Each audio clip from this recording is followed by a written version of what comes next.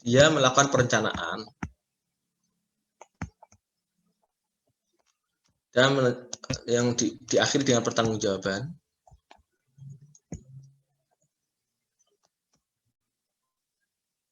Ya, ini sama dengan KL, secara garis besar sama ya. Maka di sini dia menyebutkan ada dokumen namanya RBA, Rencana Bisnis Anggaran ya. Dokumennya RBA ini akan menjadi satu kesatuan jadi RKAKL, Rencana Kerja Anggaran Kementerian Lembaga. Oh, RBA-nya BLU masuk ke RKAKL. Nah, di sini pertanggungjawaban dinyusun laporan keuangan. Nah, laporan keuangan ini terpecah dua nih unitnya BLU ya. Ada yang masuk LKKL, ada yang masuk LKBUN. Nah, kenapa demikian? Saya nanya, kalau BLU nanti bikin laporan keuangannya ada berapa, Mbak, Mas? 7, Pak. 7, Pak. Ya, 7 ya. Yang 5 masuk ke KL, yang 2 masuk ke BUN. Kenapa? Karena yang 2 itu LPSAL dan LAK kan nggak bisa dikonsolidasikan dengan KL. Karena di KL tidak menghasilkan laporan arus kas. KL tidak menghasilkan laporan perubahan sal. Jadi itu uniknya BLU. Dia semacam unit yang memiliki fungsi perbendaharaan. Ya, di sini ya dia punya LPSAL dan LAK. Nah, ini karakteristik unik lain dari BLU. Tapi secara penganggaran dia sama ya, masuk dalam RKKL. Nah, setiap KL yang punya RKKL, maka dia akan menghasilkan atau diterbitkan DIPA. Ya enggak? Sini menarik ya. DIPA, nanti kita mengenal, kalau di BLU ini, nanti ada sering istilah ini diulang-ulang ya, DIPA rupiah murni, dan DIPA PNBP.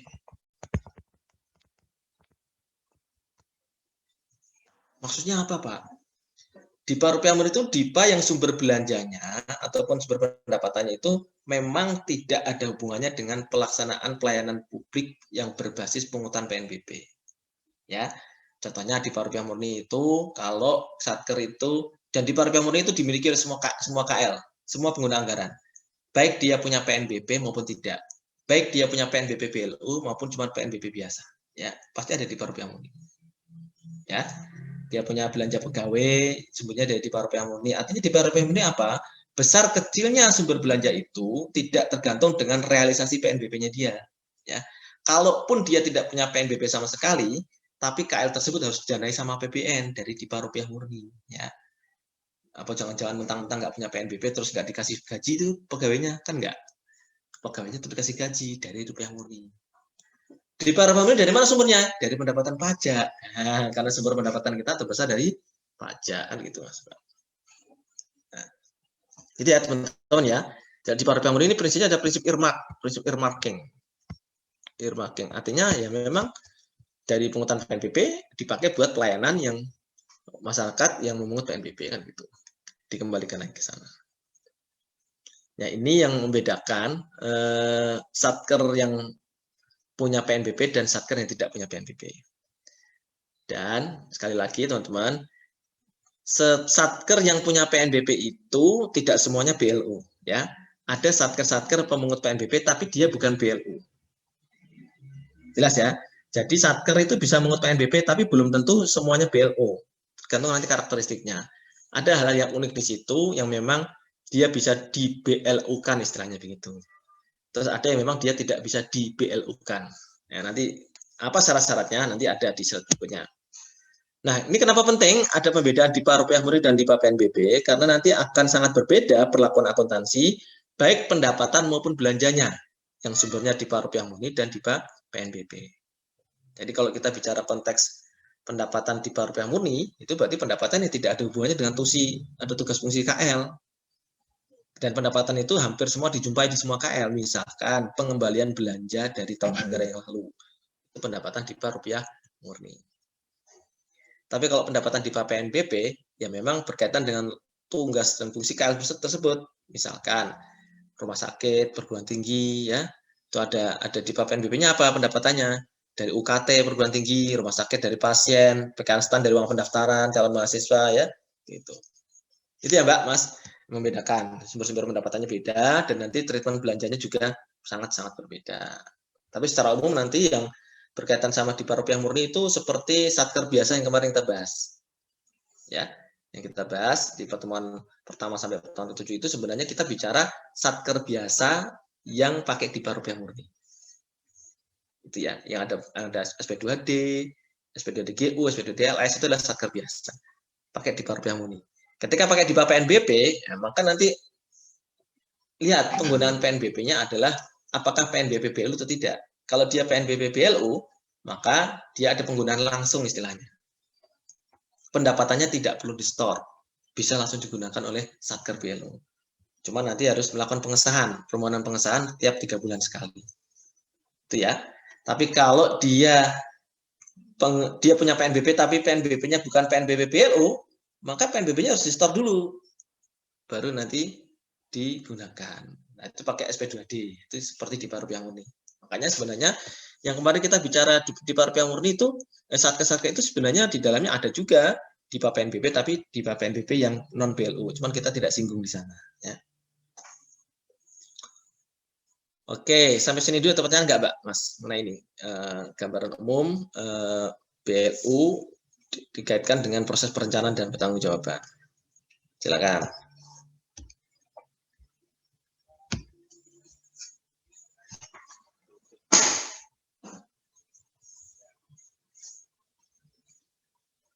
Pak, izin Pak. Silakan Mas Diva.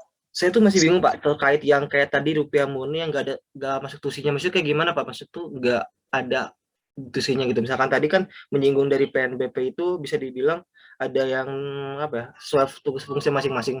Jadi fungsi di sini BLU sebagai apanya Pak? Maksudnya itu kayak gimana ya Pak? Oke, ini jadi ya maksudnya kalau misalkan ada pendapatan, nyebutnya pendapatan DIPA rupiah murni, pendapatan itu adalah yang tidak spesifik punya KL yang bersangkutan, tidak spesifik punya satker BLU yang bersangkutan. Karena jenis pendapatan ini bisa diperoleh juga oleh satker lain yang non BLU, gitu ya Mas. Contohnya adalah pendapatan dari pengembalian belanja tahun anggaran yang lalu. Itu kan nggak hanya dimonopoli oleh satker BLU Mas, ya nggak? Karena dia dapat bukan karena tugas fungsi dia sebagai apa, tapi semua pengguna anggaran dalam proses belanjanya ternyata ada koreksi belanja tahun lalu, maka belanja yang dikembalikan itu jadi pendapatan PNBP umum istilahnya ya. Dulu namanya PNBP umum, sekarang nggak ada istilah itu ya. Pokoknya kita nyebutnya pendapatan PNBP tapi dari DIPA rupiah murni istilahnya. Dan ini menunjukkan pendapatan tersebut tidak bisa digunakan. Gitu ya Mas Diva ya. Kemudian ada jenis lain, misalkan pendapatan dari selisih kurs. Ya, selisih kurs kan itu kan nggak ada hubungannya dengan tugas fungsi dia, ya, sesuatu yang uncontrollable, yaitu juga tidak bisa digunakan. Kita masuknya sebagai pendapatan DIPA rupiah murni. Itu ya, Mas Diva. Siapa? Terima kasih Pak. Dan nanti kalau masalah belanja DIPA rupiah murni ya belanja yang memang sumber dananya bukan berasal dari pendapatan PNBP, tapi memang dari jatahnya dia lah istilahnya. Jatahnya dia dari APBN segini, yang sumber dananya memang dari pajak gitu loh, dan penerimaan-penerimaan yang lain. Oke, yang lain silakan. Izin lagi tadi jatah tadi itu bisa apa? Jatah itu tuh udah ditentuin sama itunya Pak, sama si satkernya atau ada anggaran dulu, bisa sambil anggaran dulu baru dikasih rupiah murninya Pak? Ya ada DIPA-nya Mas. Yang Mas yang sama jatah tuh begini, uang itu pasti habis deh. Bukan pasti habis, pasti bisa digunakan sampai anggarannya itu habis. Ya. Tapi yang DIPA PNBP itu bisa digunakan kalau ada realisasi PNBP. Ya, itu bedanya itu. Karena dia sumber dananya dari PNBP. Kalau PNBP realisasinya 0, dia nggak mungkin ada belanja dari DIPA PNBP. Gitu loh. Misalkan IPKN STAN. Tahun kemarin nggak menerima mahasiswa. Misalkan pendapatannya hanya dari pendaftaran. Ya pendaftaran sebenarnya pendapatan BLU kita nggak cuma dari itu sih, ada dari kerjasama diklat dan lain-lain ya. Misalkan taruhlah kita nggak punya pendapatan sama sekali, maka tidak mungkin akan ada realisasi belanja yang dari DIPA PNBP. Kenapa? Karena sumber dananya 0, gitu loh Mas. Itu yang menanya DIPA PNBP itu dia tergantung, kalau ada realisasi bisa ada realisasi pendapatan, ada realisasi belanja, tapi kalau nggak ada nggak bisa. Beda dengan DIPA rupiah murni, dia ada atau tidak ada realisasi PNBP, dia tetap bisa terrealisir itu belanjanya. Karena sumber dananya bukan dari PNBP, dari sumber penerimaan yang utamanya adalah pajak. Gitu ya, Mas Divan ya. Terima kasih, Pak. Ya, ada lagi silakan. Izin bertanya, Pak. Siapa ini? Kurniawan, Pak. Oh, Mas Kurniawan, silakan. KUA itu termasuk non BLU kan, Pak? Siapa, Mas? KUA. Oh ya, kawan non BLU. Ya. Kalau misal dia menerima pendapatan dari calon pengantin, berarti itu masuknya di PAP NBP kan, Pak? Ya, di PAP NBP, tapi yang tidak bisa digunakan langsung. Iya, ya. Jadi dia harus menggunakan SP2D dulu. Betul sekali. Ya. Jadi uangnya di-store dulu, Mas Kurniawan. Ya. Kemudian bukti setoran itu bisa diklaim ke KPPN. Saya mau pakai pencairan dana belanja di SP2D, misalkan SP2D GU, tapi pakai di PAP NBP ya. Ini buktinya saya sudah terrealisir segini. Jadi uangnya dikirim ke KPPN juga berarti apa ya? Ya, udah di-store duluan. Oh iya. Nah, misalkan kita mau belanja di bulan apa nih? Bulan Juni ya. Nah, realisasi sampai dengan bulan Juni harusnya sudah ada dulu duitnya di situ. Ya, jadi dia menunjukkan. Nah, terkait dengan rupiah murni itu termasuk pinjaman dari dalam negeri apa ya? Ya bisa. Itu kan utang-utang kita kan juga bisa buat belanjain, bisa buat mendanain gaji juga. Tapi dari internet saya mendapat istilah lain, Pak, rupiah murni pendamping itu beda lagi atau bagaimana ya, Pak ya? Terus kalau misalkan bedanya di mana? Nah, saya baru dengar Mas rupiah murni pendamping, mohon maaf. Saya belum bisa jelasin kalau ada rupiah murni pendamping nih. Pendampingnya siapa? Ya, nanti coba saya cari ya. Kalau saya belum dengar rupiah murni pendamping. Terima kasih, Pak. Ya, bagus pertanyaan Mas Kurniawan ya. Jadi tadi misalkan Mas Kurniawan bicara tentang KUA. KUA itu adalah satker biasa. Dia mengut PNBP dari uang nikah calon-calon pengantinnya. Tapi uangnya bisa digunakan setelah disetor. Beda dengan BLU, rumah sakit, perguruan tinggi, nggak perlu nyetor dulu, langsung bisa dipakai. Hanya saja harus melaporkan ke KPPN. Realisasi pendapatan dan penggunaannya gimana. Gitu ya. Nanti saya jelaskan lagi yang keunikan perbedaan satker BLU dan non-BLU seperti apa.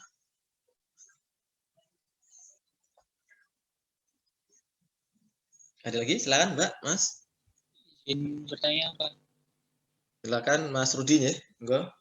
Iya, ini Pak terkait dengan tadi RBA terus RSB, habis itu Restra KL dan APBN. Nah ini urut-urutan dan yang membuatnya ini bagaimana Pak? Saya masih agak sedikit ini. Kalau di PPT itu kan Restra, kemudian ke RSB, baru ke RBA, kembali ke RKA, terus RBA BLU definitif ke APBN atau APBD. Nah, terkait dengan urutan dan yang bertanggung jawab ini, Pak. Nah, ya, ini berarti kan di sini dia.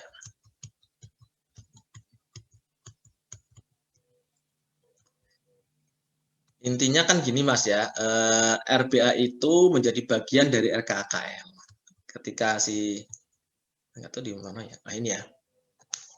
Ya, ini kan kita lihat begini. BLU itu kan satker yang unik. Ya, dia harus punya renstra. Renstranya ya seperti renstra KL gitu ya. Dia renstranya nyusun berdasarkan renstra kementerian lembaga. Tidak boleh dia menyusun renstra yang bertentangan dengan kementerian lembaga. Kenapa? Karena kan dia satker di bawah KL. Jadi pasti RSB-nya, rencana strategis bisnisnya itu pasti mengacu pada renstra KL-nya atau RPJMD kalau dia di daerah gitu ya. Nah, atas dasar RSB 5 tahunan ini dia bikin rencana bisnis tahunannya ya berupa RBA ya setiap 1 tahun.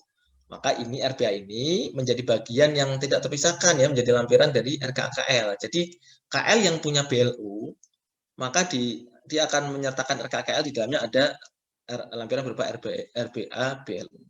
Gitu ya. Nanti di RKKL inilah yang akan nanti masuk ke dalam RAPBN ya. Nanti masuk RKKL dan RBA BLU masuk menjadi bagian dalam mekanisme APBN atau APBD. Jadi gitu Mas. Dari BLU-nya sendiri memang dia harus nyusun dulu rencana strategis bisnis, tapi mengacu ke renstranya KL, ya. Baru setelah punya RSB, dia tiap tahun diwujudkan dalam bentuk RBA yang disertakan di dalam RKKL-nya, ya. Kalau sudah clear disetujui di APBN, maka menjadi RBA BLU definitif, gitu ya. Gitu ya, Mas Rudi. Iya, Pak. Izin mengonfirmasi, Pak. Misalkan ada perubahan, Pak, seperti yang PKN STAN tahun kemarin. Kan itu 1 tahun baru ketahuan akhirnya tidak buka. Nah, itu kan berarti mengubah RBA BLU-nya, Pak. Nah, terkait itu apakah RSB-nya dulu yang diubah baru atau RBA-nya dulu baru ke RSB? Ya sebenarnya kan kemarin kan karena situasional ya, artinya ketika kejadian 1 tahun itu tidak diharapkan berulang dalam 5 tahun mendatang, ya RSB-nya nggak perlu kita rubah, Mas. Kecuali memang dalam 5 tahun lagi STAN nggak akan menerima mahasiswa, ya itu baru RSB-nya akan kita rubah. Ini kan karena kejadian kemarin aja kan 2020 awal-awal pandemi itu kan ya. Nah sekarang kan sudah mulai nampak ya kita menerima mahasiswa lagi ya. Kita nggak perlu merubah RSB-nya. Gitu. Kalaupun rubah paling target-targetnya aja yang sedikit ya. Yang tadinya terima mahasiswa banyak paling sekarang nggak bisa banyak. Gitu aja. Gitu ya Mas Rusdi ya. Jadi ini ya Pak, izin menyimpulkan jika terjadi perubahannya hanya berpengaruh 1 tahun, berarti kita hanya merubah RBA. Nanti kalau ada pengaruhnya ke 5 tahunan, misalkan jumlah mahasiswanya tadi, RSB-nya yang ikut diubah ya Pak? Ya, asal kalau dia sudah mulai berpengaruh ke dampak rencana jangka menengahnya si BLU, maka dia perlu merubah RSB-nya gitu. Ya, cuman kita belum lihat sih kemana. Di STAN sebenarnya juga kemarin bikin sih Renstra PKN STAN ada. Jadi Renstranya juga sebenarnya kemarin berubah karena kita melihat perubahan kebutuhan SDM dari PKN STAN ini berubah total. Ya, kalau kayak gitu bisa dirubah semua Mas, kayak yang kemarin kita lakukan. Ya, akhirnya kita bikin Renstra baru. Karena kebutuhan lulusannya berubah total. Ya, berubah total dan rubahnya itu drastis banget. Akhirnya kita memang pengalaman kemarin kita ngerubah lagi Renstra kita. Ya, tapi kalau untuk BLU secara umum, kalau dia hanya terpengaruh di 1 tahun, ya dia cukup RBA-nya saja di tahun itu. Gitu ya. Terima kasih Pak. Sama Mas Rudi. Nah, sekarang teman-teman, ini tadi saya bikin, ini nanti yang pasal-pasal bisa dibaca sendiri ya.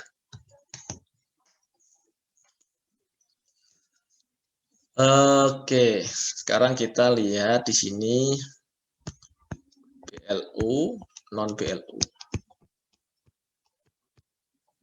Sama-sama membandingkan Satker BLU dan non BLU ya Mbak, Mas. Maka dari sisi tarif. Tarifnya gimana? Siapa yang menetapkan tarif BLU? PMK Bapak. Ya, dia cukup PMK. Ya, bahkan kadang-kadang ada permen. Peraturan Menteri KL-nya ya. Bahkan ada yang tarifnya ditetapkan oleh rektor perguruan tinggi, katanya. Itu lebih fleksibel lagi ya. Nah, kalau non BLU itu secara umum tarif PNBP-nya itu oleh PP ya, tarif PNBP. Ya.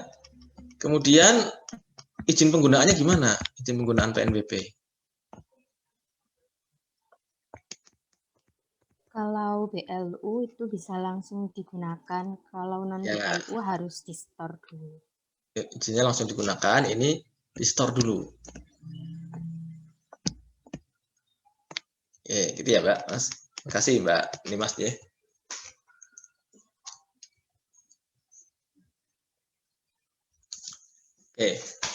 Terus apa lagi yang membedakan BLU sama non BLU? Dari sisi laporan keuangannya kan gitu ya. Ini ada 7 laporan keuangan, ini non BLU cukup 5 kan gitu. Ya enggak? Kenapa lagi? Layanannya. Nah, ini baru kita sentuh ke sini nih. Substantifnya di sini. Apa yang membedakan BLU dan non BLU? Meskipun mereka sama-sama memungut PNBP, tapi jenis layanannya tuh beda.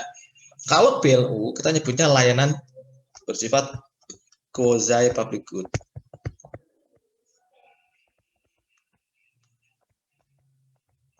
Atau kita nyebutnya non mandatory.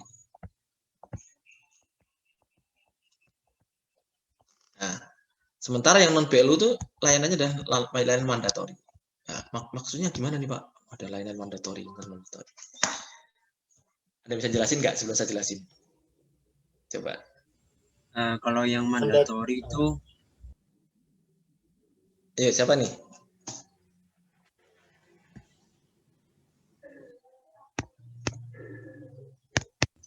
izin Pak.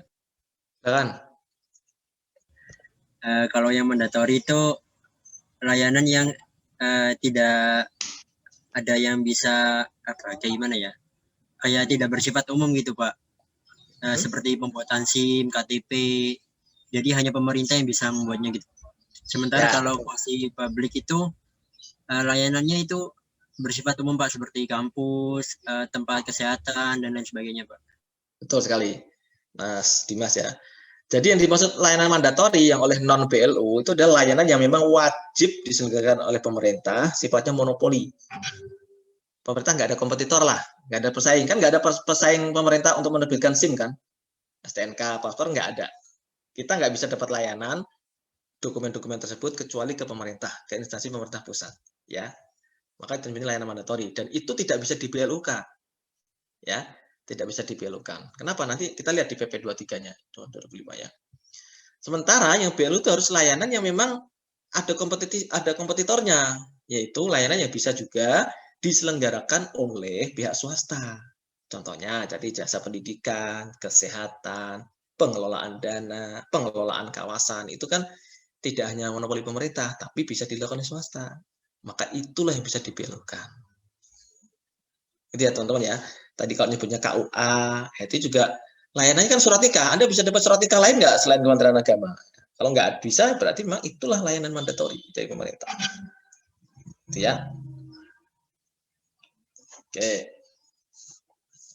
Clear ya Mbak, Mas? Ini pemetaan secara umum BLU dan non-BLU.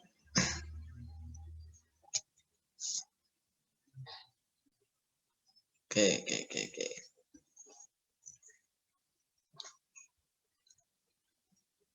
Oke, setelah itu kita akan bicara mengenai syarat-syarat pendirian BLU.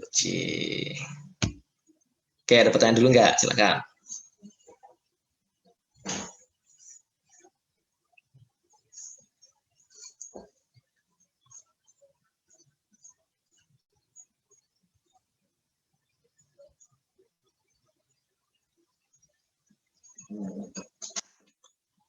Ada?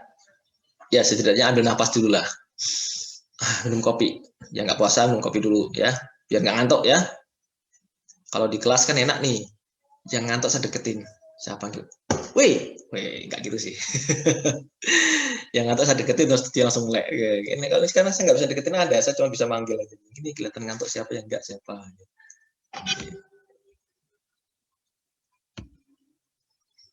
Ya. Oke, kita lanjut ya Mbak, Mas. Kalau nggak ada pertanyaan, udah ambil nafas, udah sedia kopi. Sedia kopi sebelum hujan. Oh, kok gitu Pak? Ya kalau hujan kan dingin, jadi enak minum kopi. Biasa sedia payung, sedia kopi. Ya. Ini bisa dibaca sendiri ya Mbak, Mas, biol ini ya. Nah, ini saya fokusnya ke sini Mbak. Satker itu bisa ditetapkan sebagai Satker BLU kalau memenuhi ini ya, di PP 23 2005 tentang BLU ya. Bentar. Oh ya, ada yang kurang, maaf. Ini ada yang kurang tadi. Gimana ya? Sebelum ke sini ada yang kurang tadi. Bentar.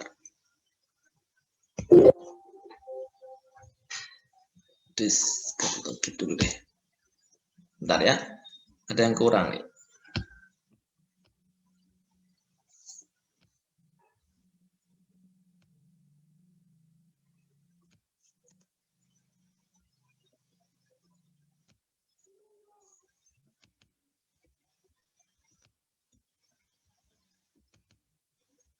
Sudah terlihat, Mbak, Mas?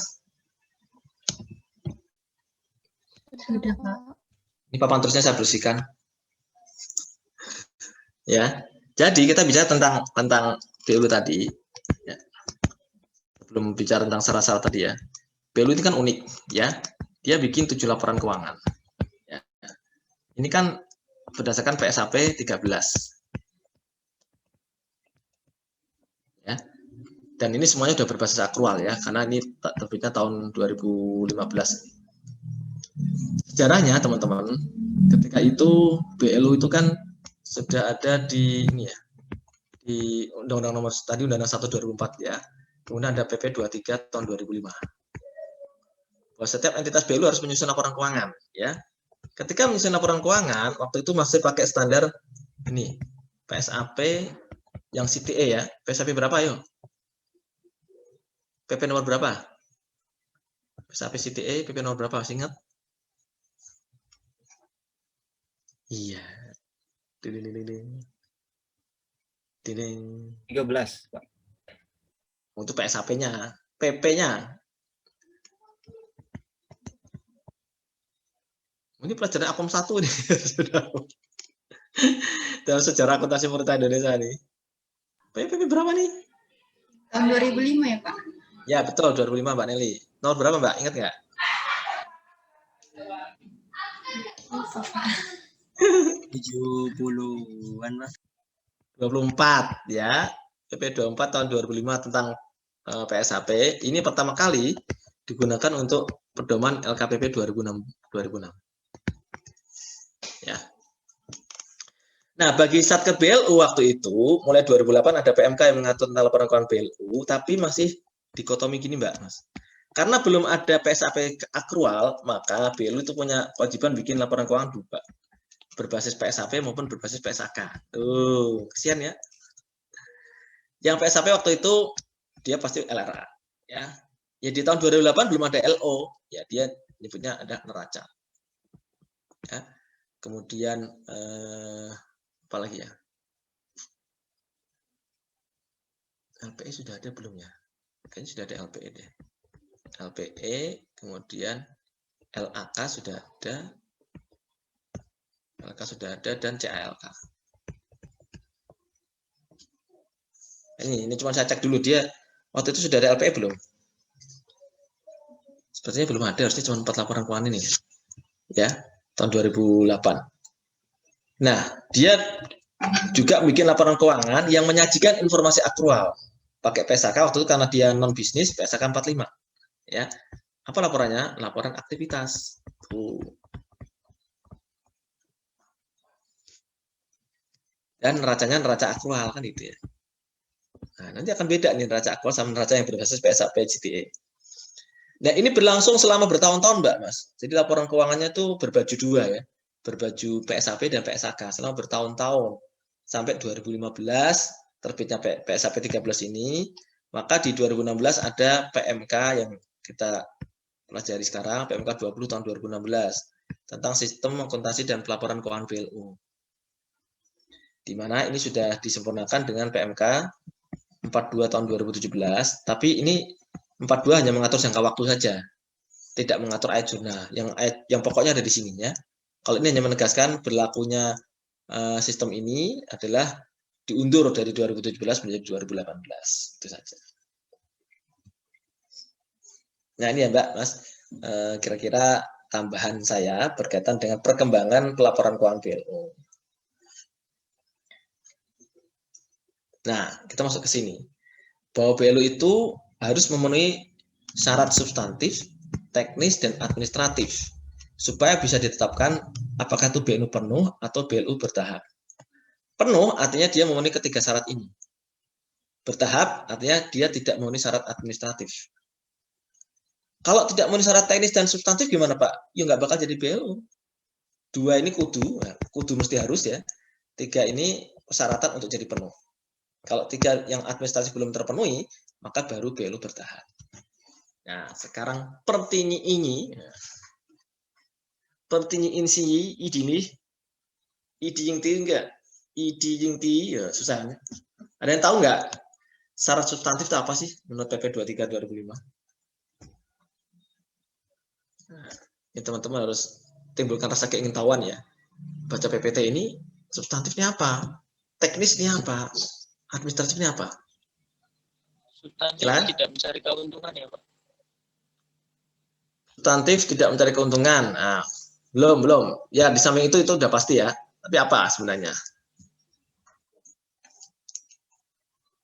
Menyelenggarakan tugas pokok dan fungsi yang berhubungan dengan penyediaan barang, pengelolaan wilayah, dan lain-lain. Exactly, betul sekali. Jadi substantif itu berarti kita lihat dulu nih tugas fungsinya itu apa. Tugas fungsi Satker tersebut apakah berkaitan dengan penyelenggaraan penyediaan barang jasa yang sifatnya non mandatory, ya harus ada itunya ya. penekanannya itu penyediaan barang dan jasa yang memang non mandatori, bukan penyediaan barang jasa yang menjadi monopoli pemerintah. Ya tadi ya, pendidikan, kesehatan bisa diselenggarakan pemerintah, bisa juga oleh swasta. Pengelolaan dana, pengelolaan kawasan itu adalah bidang-bidang yang menjadi substansi usahanya BLO. Kalau dia nggak masuk kelompok ini, nggak bisa, tertolak dia. Ya, terus substantif berarti terkait sama jenis layanan. Gitu. Layanan non mandatori. Nah, kalau teknisnya apa?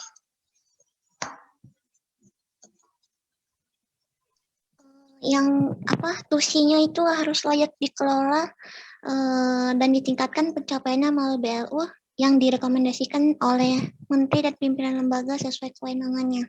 Nah, betul sekali. Bahwa layanannya itu bisa dikembangkan. Bisa dikembangkan kayaknya bisa nih berpotensi menghasilkan PNBP yang banyak. Maka dia bisa memenuhi syarat teknis. Ya. Nah, kalau dia kira-kira nggak akan berkembang PNBP-nya, layanannya nggak akan berkembang, buat apa? Jadi BLU kan gitu. Terus satu lagi apa? Teknis itu ada 2 ya. Satu lagi apa kira-kira? Bersangkut keuangan saat misalnya bersangkutan sehat bagaimana ditunjukkan dalam dokumen. Exactly. Tingkat keuangannya sehat ya. Buat ininya sehat. Nah, ini menarik ya teman-teman ya. Itu bisa jadi bahan KTT Anda. Nanti kalau tahun depan dapat akpom.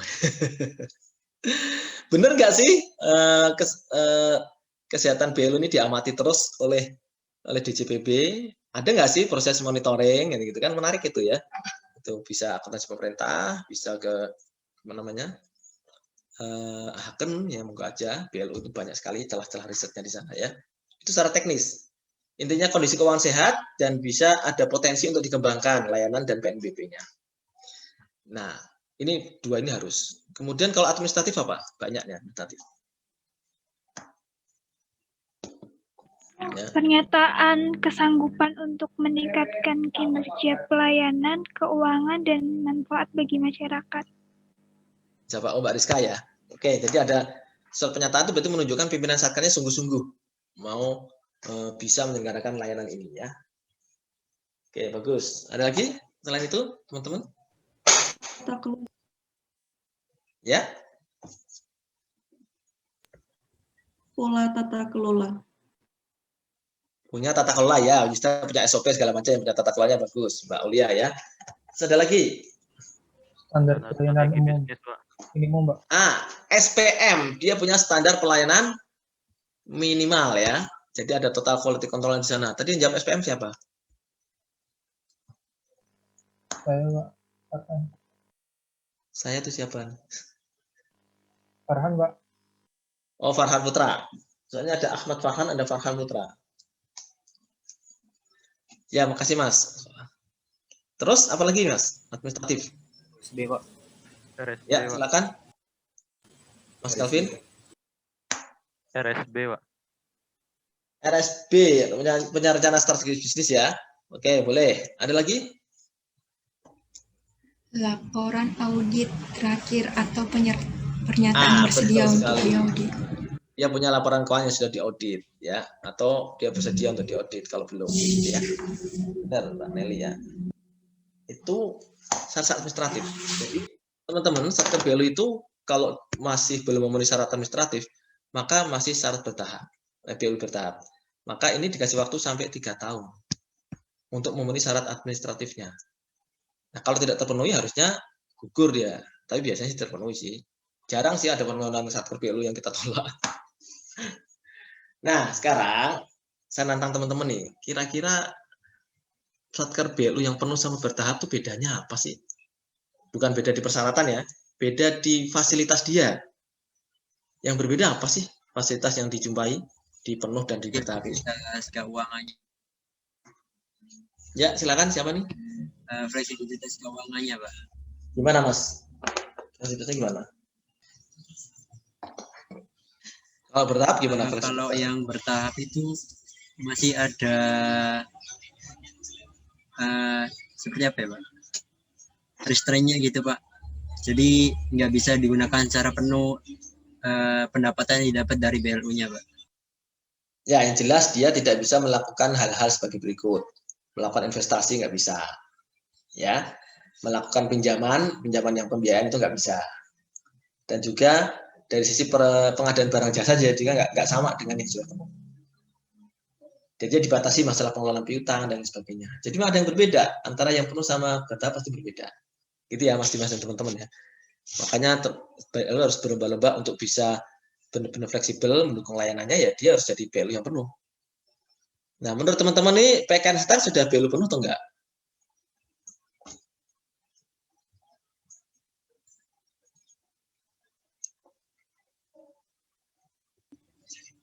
Penuh, Pak.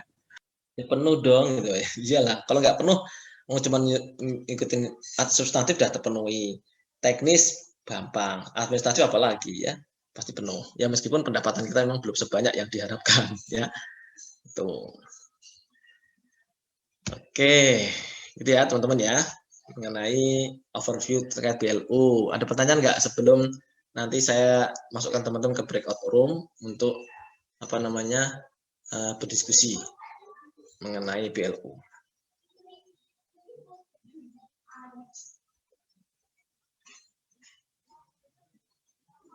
Izin Pak. Ya silakan Mbak Pipin. Mengenai kan saya dengar di video kemarin itu ada yang naik tingkat gitu BLU-nya, yang contohnya bapaknya itu PTNBH, itu maksudnya gimana ya Pak? Naik tingkatnya gini. Naik tingkat itu maksudnya dia bukan jadi BLU lagi, dia jadi PTNBH. Bagaimana perbedaan dengan PTNBH? Itu yang nanti harus Anda jawab di diskusi kelompok. Ya. Baik, Pak, nah, ini saya bagi kelompoknya, ini kan ada 26 ya. Jadi 5 kelompok, nanti silahkan didiskusikan. Coba Anda cek di LMS, kayaknya soalnya sudah ada nih, Mas. Register Kas Negara, sehingga tidak memerlukan pengesahan secara khusus. Kenapa tidak perlu pengesahan secara khusus? Karena sudah otomatis masuk Kas Negara, nanti ada terbit NTPN, nomor transaksi penerimaan negara. Ya, jadi yang dimaksud tidak memerlukan pengesahan adalah pengesahan yang menggunakan dokumen ini, ya Mas ya, Mbak. Sementara pendapatan dari DIPA PNBP itu treatment accounting-nya sebenarnya sederhana. Ketika ada realisasi pendapatan ini, maka di tanggal transaksinya sebenarnya tidak perlu dicatat. Ya, tidak perlu dicatat. Tapi nanti dicatat bersamaan dengan pengesahan pendapatan dengan ditandai terbitnya SP3B dan SP2B. Ya, ada yang ingat nggak SP3B, SP2B ini apa? Ayo. Surat. Apa Mbak, Mas? Surat. Pajak berganda gitu, Pak. Ya. Pengesahan pendapatan dan belanja. Ya. Kalau SP3B itu surat permintaan pengesahan pendapatan belanja, ini diterbitkan oleh Satker BLU. Ya. Yang bikin Satker BLU. Sementara kalau SP2B, surat pengesahan pendapatan belanja yang nerbitin KPPN. Ya. Jadi ketika ada pengesahan baru tuh dicatat tuh ada uang masuk kas dan bank BLU yang belum disahkan ya. Ada pendapatan BLU yang LO baru nanti dibalik ya. Korolarinya kas dan bank BLU pada kas dan bank BLU yang belum disahkan. Nanti ada ilustrasinya ya. Nah, berikutnya kita juga ada namanya pendapatan hibah BLU. Ya, jadi ini mohon dipahami, hibah BLU ini tidak sama dengan hibah langsung. Hibah langsung ke KL tidak sama ya. Kenapa? Karena hibah BLU ini hakikatnya pendapatan PNBP, gitu loh. Jadi kalau BLU dapat hibah itu jadi PNBP, bukan jadi hibah langsung yang diakui sebagai kewajiban sebagaimana yang dicatat di Satker non BLU, ya, tidak sama dengan hibah langsung.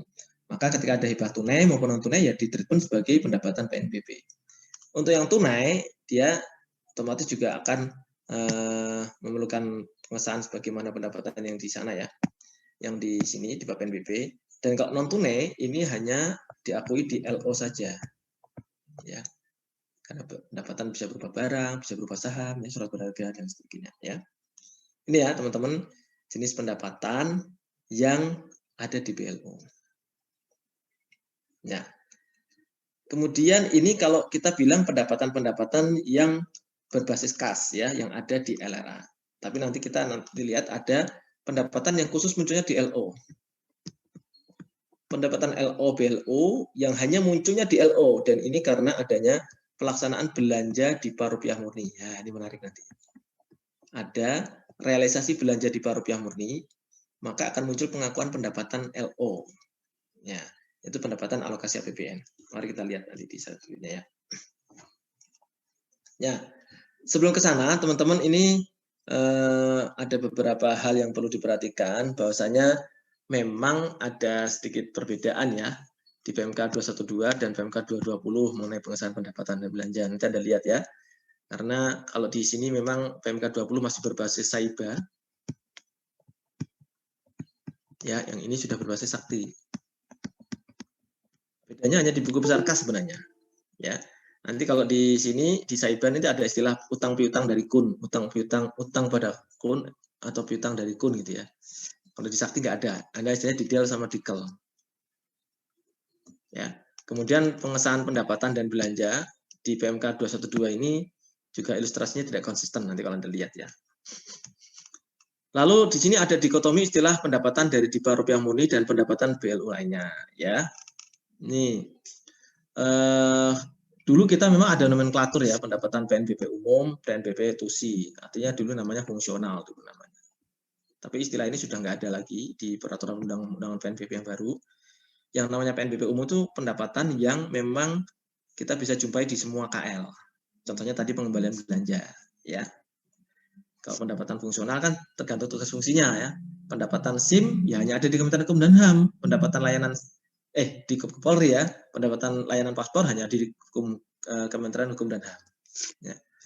Nah ini pengaturan sebelum Undang-Undang 9 tahun 2018. Sementara di PMK 2020 ini masih ada tuh nomenklatur PNBP umum gitu, dan PNBP fungsional. Ya, jadi nanti kita sesuaikan ya. Lalu yang isu berikutnya adalah kalau ada pengembalian belanja tahun anggaran yang lalu. Nah ini menarik nih. Dari dipa rupiah murni dan dari dipa PNBP treatmentnya gimana? Ini akan berbeda ya. Terutama ini dikaitkan dengan pendapatan PNBP umum dan pendapatan PNBP yang tugas fungsi ya. Kalau dipa rupiah murni kan memang masuknya ke pendapatan PNBP umum. Ini pendapatan yang berkaitan dengan tugas fungsi. Nanti kita lihat bagaimana perbedaannya. Nah, di pendapatan ini ada pendapatan yang memang tadi saya sebutkan sebelumnya berasal dari realisasi belanja APBN, yaitu realisasi belanja dipa rupiah murni. Jadi ketika Satker BLU, misalkan dari STAN ini membayar gaji karyawannya, ya, itu kan pakai dipa rupiah murni nih. Misalkan di sini beban pegawai pada belanja pegawai yang masih harus dibayar. Kemudian di sini belanja pegawai yang masih harus dibayar pada dikel. Di sini belanja pegawai pada dikel, oke ya, sederhana seperti itu. Maka jurnal ini cukup kalau dia non BLU cukup seperti ini aja, ya. Di Pak RM, kalau Satker non BLU sampai sini aja. Tapi karena Satker BLU ketambahan jurnal korolari, ya. Tambah jurnal ini.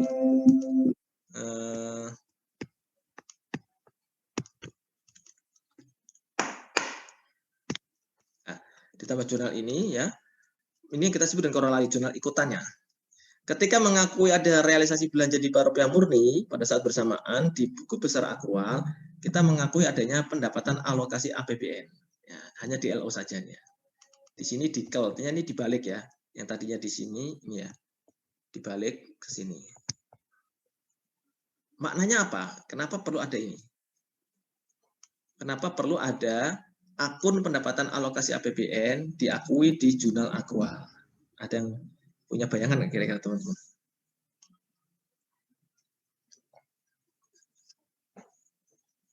Yuk, ada yang punya bayangan nggak?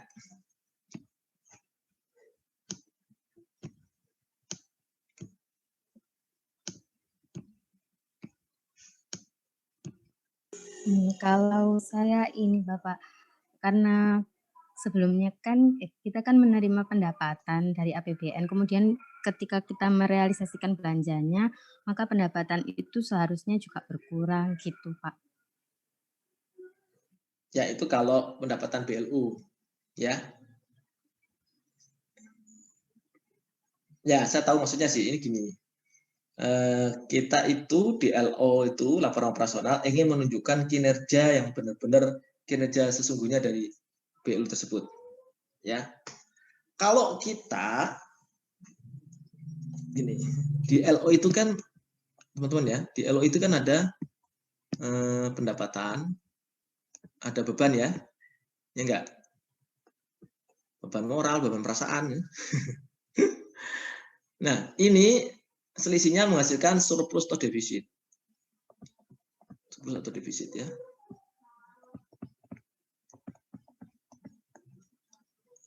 Kalau Satker BLU merealisasikan belanja di Rupiah murni, menurut teman-teman akan menambah surplus atau mengurangi surplus?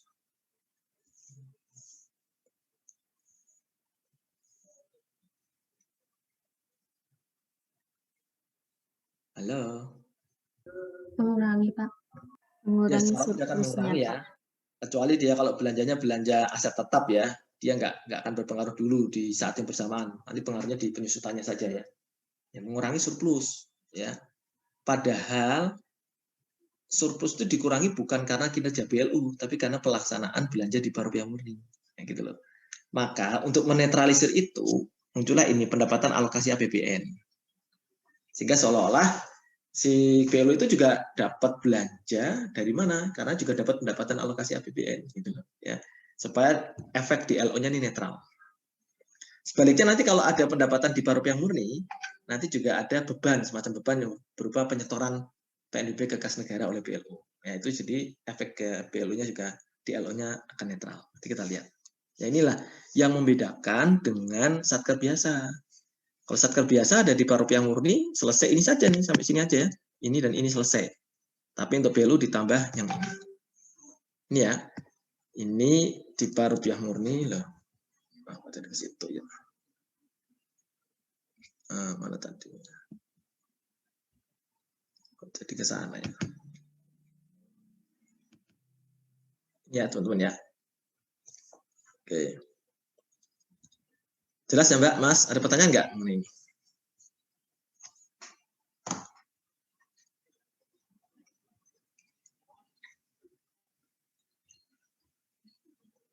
Oke, clear ya. Nah, sekarang sebaliknya Pak, kalau ada Satker BLU dapat pendapatan dari di Rupiah murni, yaitu penyetoran PNBP umum kas negara. Contohnya tadi menerima pengembalian belanja dari tahun anggaran yang lalu misalkan ya. Pengembalian belanja ya. Pengembalian belanja TAYL. Maka bagian ini nanti TAYL-nya juga nanti menarik ini. Apakah TAYL-nya itu dari DIPA PNBP atau dari DIPA Rupiah murni waktu tahun lalu ngeluarin belanja itu belanja yang mana? Jadi kalau ada istilah penyetoran PNBP umum, PNBP yang di luar TUSI, itu kita sebut pendapatan PNBP dari DIPA Rupiah murni ya. Ya Mas. Kita tidak melihat apakah sumber belanja yang dulu itu yang dari pengembalian belanja itu dari belanja DIPA PNBP atau dari belanja DIPA Rupiah murni. Tapi ini kita sebut pendapatan dari DIPA Rupiah murni karena tidak bisa digunakan. Istilahnya gitu ya. Ini detail pendapatan. Nah, ini ketambahan lagi di sini korolarinya. Penyetoran PNBP oleh BLU ke kas negara. Ini kan jadi semacam beban ini.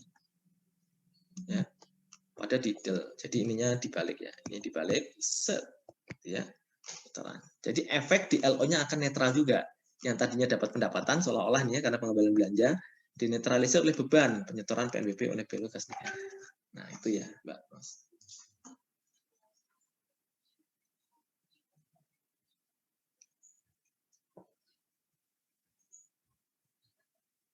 Tuh teman-teman ya. Ada pertanyaan silakan. Ini benar-benar connected yang sangat berbeda dibandingkan dengan Satker yang non BLU. Izin bertanya, Pak. Ya, Mbak Lima silakan. Kalau di soalnya itu tidak disebutkan pengembalian belanja apa dan dari DIPA apa itu diasumsikan dari DIPA RM apa PNBP, Pak? Ya, yang lebih mudah di PRM. Treatmentnya seperti ini saja. Bentar, itu nanti juga menarik ya. Karena ketika ini di PRM yang dulu kembali, itu nanti apa ya? Ada treatment tambahan. Sebenarnya nggak cukup ini loh, menurut saya. Nanti di slide berikutnya ada, Mbak. Ada tambahannya lagi. Ya, nanti setelah ini. Baik Bapak, terima kasih. Yeah. Jadi lebih enak malah kalau ada pengembalian belanja dari DIPA PNBP. Kalau dia dari DIPA Rupiah Murni, maka masuknya ke sini, Mbak, ke detail dari pendapatannya. Tapi kalau dari DIPA PNBP, kan masuknya langsung ke kas Bank BLU, kas dan Bank BLU. Iya nggak? Iya, gitu. Pak. Jadi kalau kayak gini, ini seolah-olah memang langsung di kas negara. Ya. Izin, Pak. Silakan, Mbak Safira. Kalau misalnya dari yang RM tadi kan dia harus ada korolarinya. Kalau misalnya dia dari PNBP, tetap ada korolarinya atau enggak, Pak? Jurnalnya. PNBP nggak ada korolarinya. Yang justru yang RM ada korolarinya. Oh ya, baik, makasih Pak. Kalau yang di PNBP ada korolari itu nggak ada sih. Tapi kalau ada pengembalian nanti di DIPA Rupiah Murni juga ada korolari.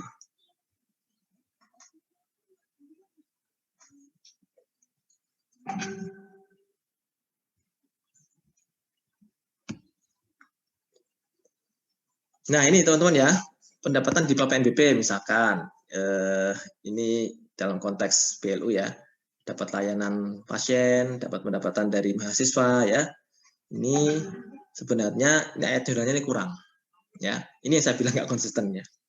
Harusnya awal-awal itu nyatetnya adalah nggak dicatat dulu kan, misalkan nggak dicatat, nanti nyatetnya ketika terbit SP 3B SP2B terbit ya, baru nyatetnya 2 kali ini ya. Kas dan bank BLU yang belum disahkan. Nah, kita nyebutnya yang IBDS ya, yang belum disahkan. Di sini pada PNBP BLU misalkan. Kemudian ada pengesahan, kita balik nih Mbak Mas ya. Kas dan bank BLU. Kas dan bank BLU yang belum disahkan.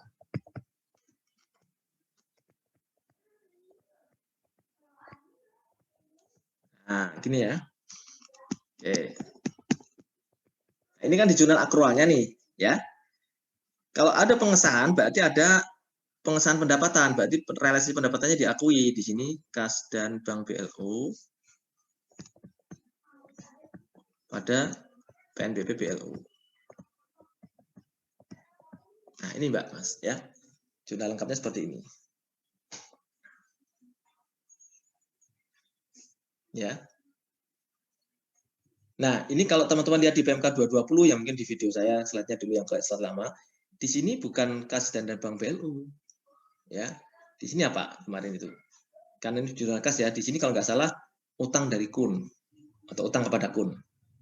Nah, dia utang pada kun atau bukan pada kun sih, utang pada kas BLU, kalau nggak salah ya, utang pada kas BLU. Ya. Nah, sini sekarang nggak ada istilah itu, kalau di Sakti istilahnya ini. Oke, ini kalau dari DIPA PNBP, ayat jurnalnya seperti ini, ya. Pertama mencatat uangnya dulu, tadinya belum disahkan, baru kemudian disahkan dibalik ya. Nah, sebenarnya kalau saya pribadi teman-teman, ketika ada realisasi uang dari DIPA PNBP, maka kita bisa nyatet ini saja. Kita bisa nyatet ini saja di tanggal transaksi. Sebenarnya untuk keperluan internal kontrol malah lebih bagus begitu. Kita catat di tanggal transaksi. Supaya apa? Kita tahu nih posisinya uang yang sudah masuk ke kas BLU berapa. Kalau nunggu pengesahan kan nunggu 3 bulan nanti kita baru tahu saldonya. Gitu loh, ya. Tapi memang posisinya ada kas dan bank BLU yang belum disahkan. Setelah disahkan baru balik ke sini, gitu ya. Jadi Anda mau nyatat ini terpisah, menjadi satu juga boleh. Kalau jadi satu di tanggal penerbitan SP3B, SP2B. Kalau terpisah yang ini ke tanggal transaksi, yang di bawah tanggal penerbitan SP3B, SP2B. Gitu ya Mbak Mas. Jadi ke bawah tuh ini plus ini ya. Kalau dia ada pengesahan berarti merealisasikan pendapatan. Silakan ada pertanyaan dulu nggak?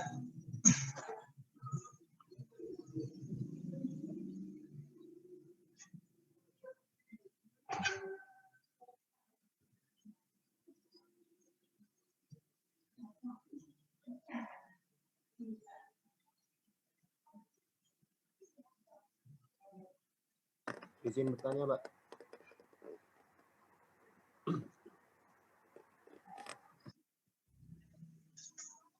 Ya, silakan.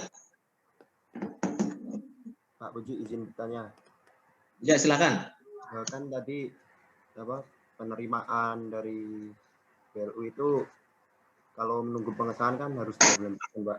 Nah, selama 3 bulan itu boleh digunakan dulu nggak, Pak? Dan kalau boleh, berarti pengesahannya itu berarti yang waktu pengesahan berarti jumlah nominalnya berkurang dong, Pak? Ya, sebenarnya secara de facto sih bisa langsung digunakan, Mas. Cuma nanti secara pelaporannya baru pas ini setiap maksimal 3 bulan. Ya, sebenarnya nggak harus 3 bulan sih. Kalau dia rajin melaporkan, pendapatannya banyak, bisa dia laporin terus setiap bulan. Tapi kita kasih waktu maksimal 3 bulan untuk melakukan pengesahan. Gitu ya. Jadi memang kalau secara de facto dia bisa langsung pakai. Cuma kan nggak dia catat. Karena ketika nanti ada belanja dari DIPA PNBP uangnya, juga dia nggak ada pencatatan. Nanti nyatetnya juga pas pengesahan juga. Jadi nanti kalau ada pengesahan belanja juga di sini ada uang kas dan bank BLU yang berkurang karena ada realisasi belanja.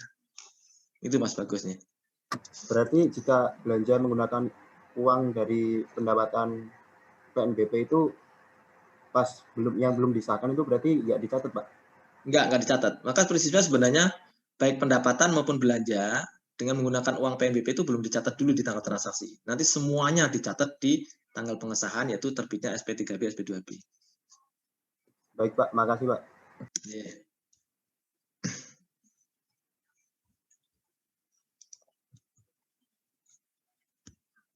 Nah, ini di akhir tahun ketika tahu-tahu Satker BLU lupa melakukan pengesahan. Oh, duitnya nih kok belum saya laporkan. Nah, berarti dia harus nyatat ini ya, kas dan bank BLU yang belum disahkan pada PNBP BLU. Ya karena belum disahkan ya nggak ada realisasi pendapatannya di sini, nggak bisa diklaim. Baru penyesuaian awal tahun berikutnya hanya diakrual saja dibalik kas dan bank BLU pada kas dan bank BLU yang belum disahkan. Di sini juga nggak ada realisasi pendapatannya. Ini kerugian dia kalau Satker BLU lalai melaporkan pendapatannya, maka tidak bisa diklaim sebagai realisasi kinerja anggaran. Tuh ya. Dapat hukumannya seperti itu. Oke, sekarang tentang belanja. Ya, sedikit tentang belanja sebelum jam 1 ini. Sebagaimana pendapatan, belanja juga kita klaster menjadi belanja di PRM dan belanja di PNBP. Belanja di PRM berarti tidak perlu pengesahan secara khusus, artinya tidak perlu menunggu penerbitan SP3B, SP2B karena dia pengesahannya pakai SP2D baik GU maupun LS. Ini ya. Mekanisme sama ya.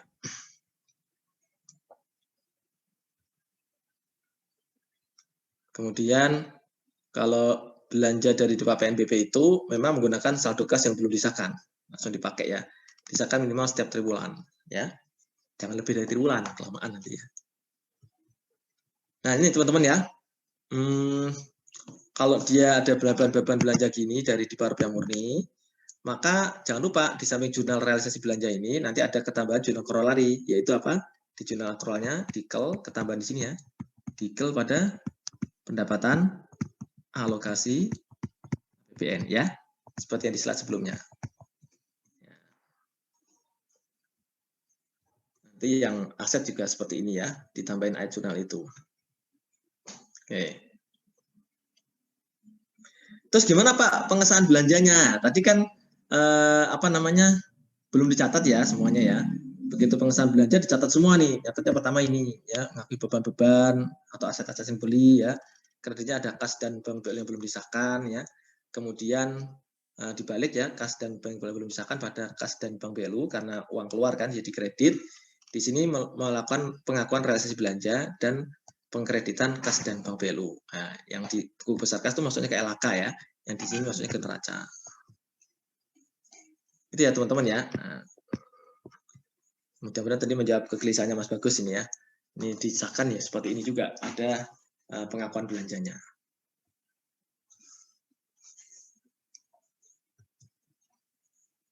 Oke, ini sama. Nah, yang menarik ini kalau ada pengembalian belanja ini. Tadi sudah sempat kita singgung. Kalau belanjanya adalah tahun anggaran yang berjalan, maka enak nih. Ini kalau kita bilang kas dan bank BLU, ini berarti DIPA-nya DIPA PNBP ini. Ya, DIPA PNBP ini. ya. Kalau belanja BLU kan berarti di bawah PNBP. Maka kas dan bank BLU pada beban BLU kan gitu, beban apa? Ini juga gitu ya, belanja barangnya dikredit, mengurangi atau menambah kembali pagu belanjanya. Nah, yang menarik adalah kalau ini dari tahun anggaran yang lalu, maka enak ya, langsung masuk ke kasnya BLU, kas dan bank BLU pada pendapatan lainnya BLU. Ya, kas dan BLU ada pendapatan lainnya BLU. Nah ini menarik ya, apakah ini yang saya bilang tadi inkonsisten ya, pendapatan lainnya BLU ini merupakan pendapatan lain-lain BLU atau pendapatan rupiah murni yang berasal dari tipe PNBP tadi, di rupiah murni gitu loh.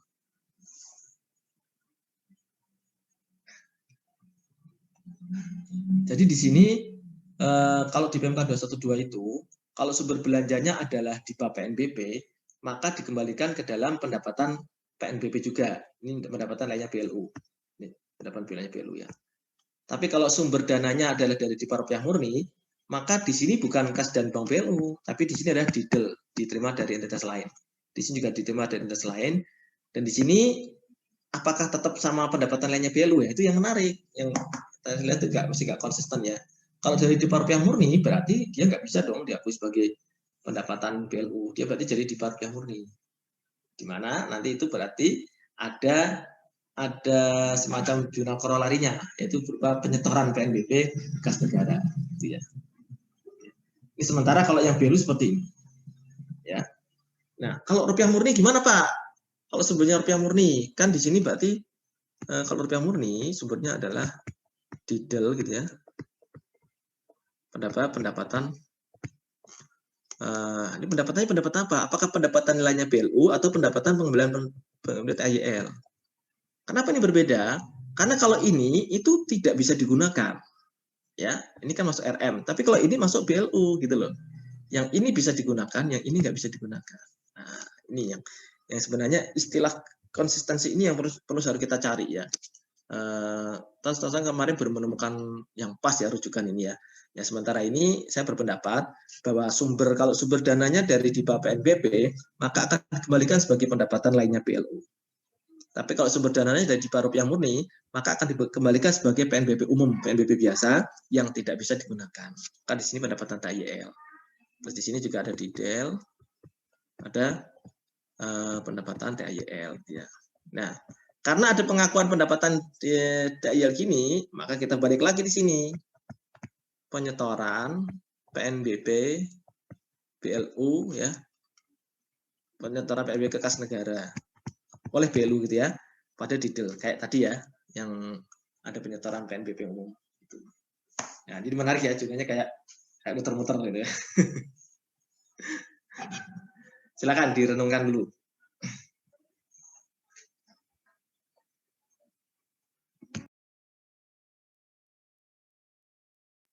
Pak, izin bertanya, Pak. Silakan Mbak Sofira. Yang ini tadi Pak, apa yang jurnal untuk pendapatan DIPA yang dari PNBP.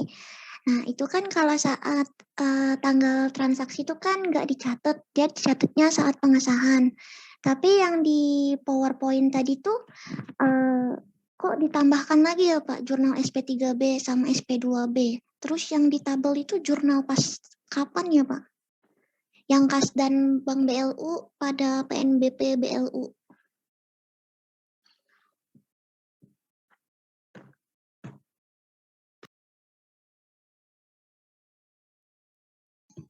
Bentar, yang mana nih Mbak? Ini. Belum, masih sebelumnya Pak. Yang ini Pak, pendapatan dari DIPA PNBP. Pendapatan dari DIPA PNBP. Ini? Nah, ya yang itu Pak. Yang tabel yang di atas itu jurnal pas kapan ya Pak? Katanya kan tadi pas transaksi nggak di jurnal. Ini yang saya bilang ini salah, ini nggak lengkap.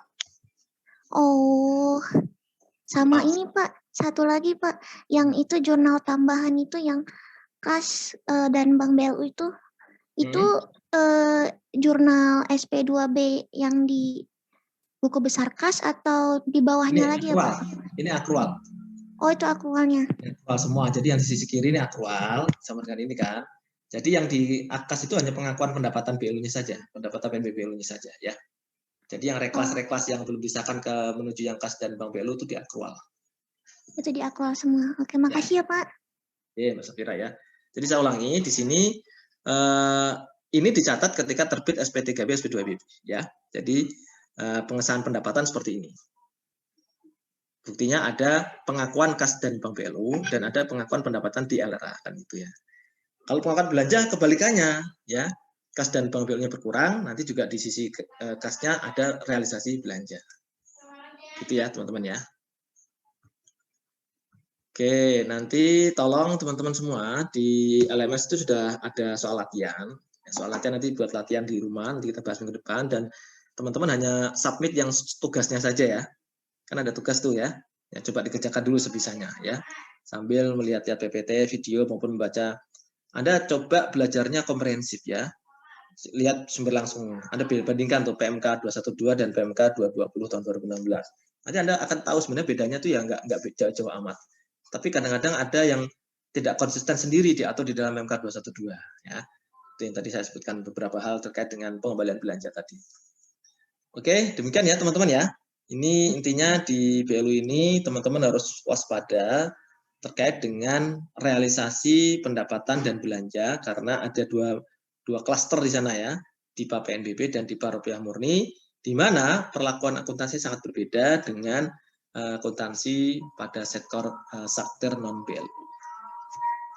Ya teman-teman ya. Oke, salam sehat buat teman-teman semua ya.